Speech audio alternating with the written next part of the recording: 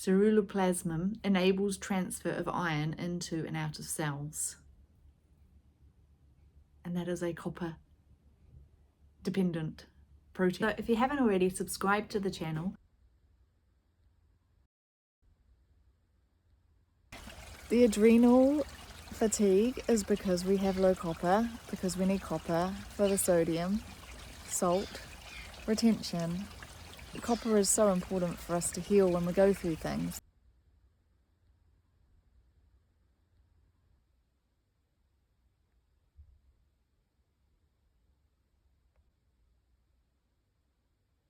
I love blue.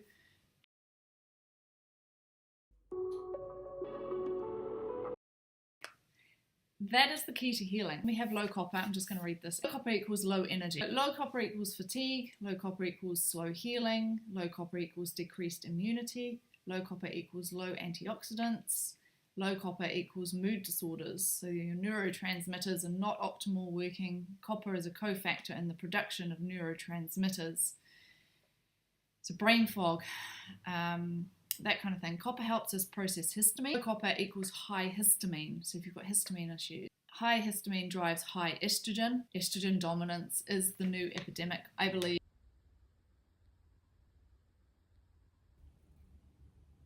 And that is a copper dependent protein.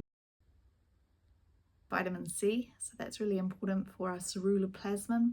Retinol A, vitamin A, that is really important in supporting the body to move through this time, because when we start to have a decrease in our hormones, we rely on our adrenals a lot, and the adrenals need a lot of vitamin C. They need sodium and potassium, and obviously the ceruloplasmin is going to be the one that is there to make the iron, which, if you've watched my video on the importance of iron, available. And that's how important ceruloplasmin is, because without the iron we have a disconnect in all of the other cell salts. Watch my iron video, a bit more context as to why we might be losing sleep over a lack of iron. A high iron intake may block copper. Copper IUD, from my research and using Rick Fisher for the hair tissue mineral analysis testing, can cause copper toxicity. Or you can go and look at coppertoxicity.com. So the other way I support my nutrients for magnesium and potassium, calcium, is actually in the sweet potato, also known as kumara. I have also pumpkin.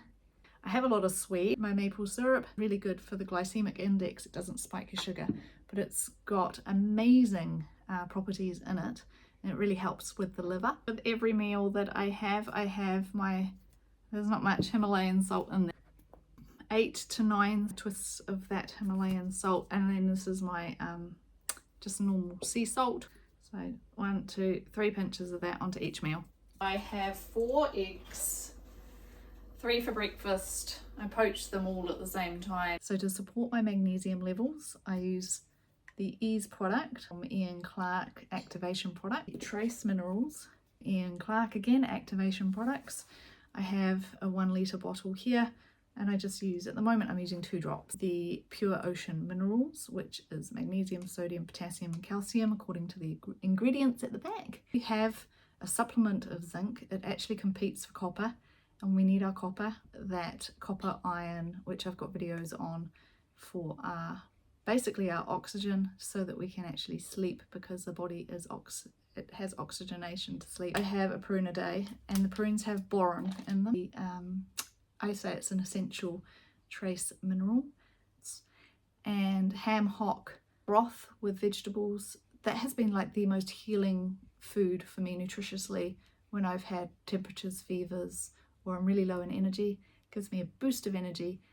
Has all three potassium cell salts and nat sulf and nat mure. Pork, but pork has 5 of the 12 cell salts. To do is have my oats. So the oats have calcium phosphate, much sunlight as possible.